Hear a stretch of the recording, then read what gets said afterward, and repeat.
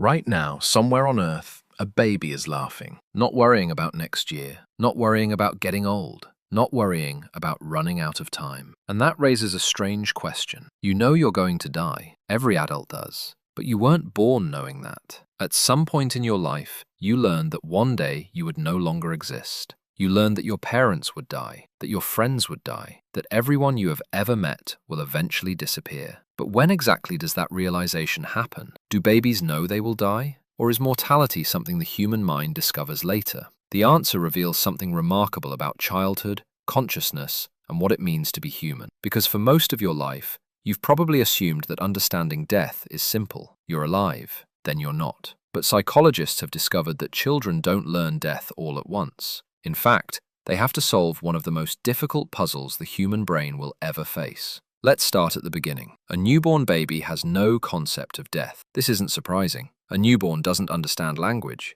It doesn't understand time. It doesn't even fully understand that it exists as a separate individual. For the first months of life, the world is simply a stream of sensations: light, sound, warmth, hunger, comfort. There is no future. There is no past. There is only now. And for most animals, that's enough. A gazelle doesn't spend its afternoon worrying about mortality. A squirrel doesn't lie awake wondering whether life has meaning. Animals react to danger. But reacting to danger isn't the same thing as understanding death. And this is where humans become different. Somewhere in childhood, the brain develops a terrifying ability. It begins to imagine the future, not tomorrow, not next week, years, decades, entire lifetimes. And once you can imagine a lifetime, you can imagine its ending. But that doesn't happen all at once. For decades, psychologists have studied how children think about death. What they found was unexpected. Children don't simply learn that people die. Instead, they have to learn 4 separate ideas.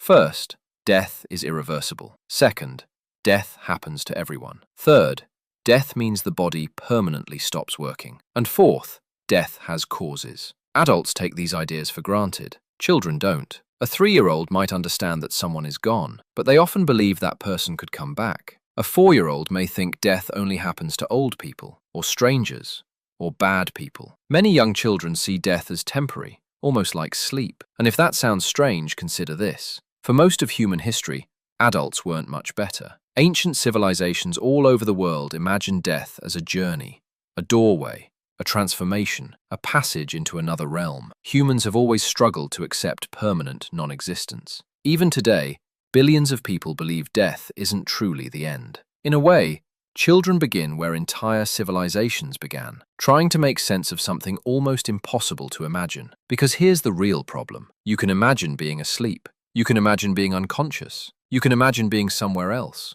But try imagining not existing, not darkness, not silence, not floating in empty space. Nothing. The human brain can't actually do it. Every attempt to imagine non-existence turns it into some kind of experience. And that limitation creates one of the biggest mysteries in childhood. At what point does a child realize that death doesn't just happen to other people? At what point do they realize it will happen to them? The answer appears much later than most people think. Studies suggest that many children don't fully grasp their own mortality until around age 7 to 10. Before then, they may understand death in theory, but they often place themselves outside of it, somehow. One day, far away, not really me. Psychologists sometimes compare this to a cognitive shield. The brain gradually introduces the truth in pieces, as if revealing it all at once would be too much. And maybe it would, because once children fully understand mortality, something changes. They begin asking different questions. Will you die?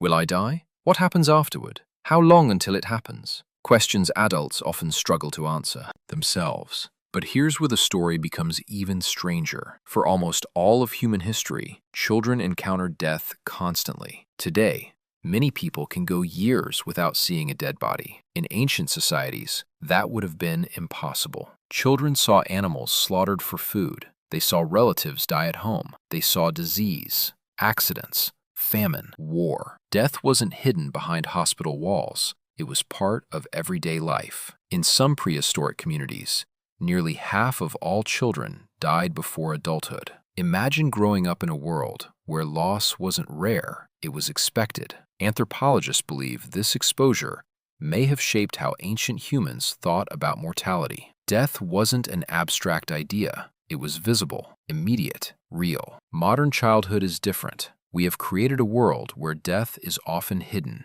Children are protected from it. Funerals are less common. Hospitals remove dying people from daily life. Movies frequently portray death without consequences. Characters disappear and return. Heroes survive impossible injuries. The result is something unusual. Children today may understand death later than humans did for most of history. But despite all these differences, one thing hasn't changed. Every human being eventually discovers the same truth, and that discovery may be one of the most important moments in life. The strange thing is that nobody remembers it. You probably remember learning to ride a bicycle. You remember your first day of school. You remember childhood birthdays. But you almost certainly don't remember the moment you realized you were going to die. There was no announcement, no ceremony, no single conversation. Somewhere in childhood, your mind quietly crossed a line. One day, death was something that happened to other people. The next,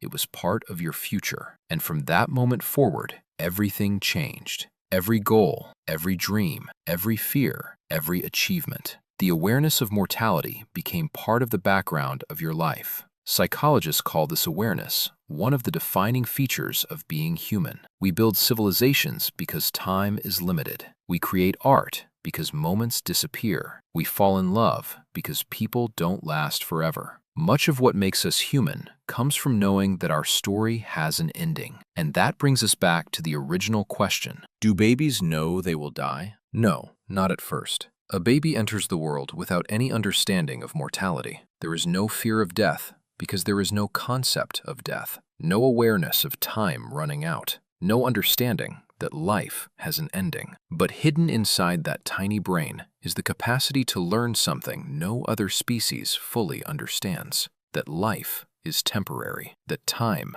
is finite, that every beginning eventually reaches an end. Somewhere between childhood and adulthood, every human makes that discovery. Most never remember when it happened. There is no single moment, no announcement. It appears gradually until it becomes part of who you are. And once it does, you can never unknow it. And perhaps that's the real moment we grow up. But this raises an even stranger question. If babies don't understand death, what do they understand? What does the world actually look like through the eyes of a newborn? The answer is far more surprising than most people realize. If you thought learning about death was surprising, wait until you discover how babies actually experience reality. Click on "You have no idea how babies see the world"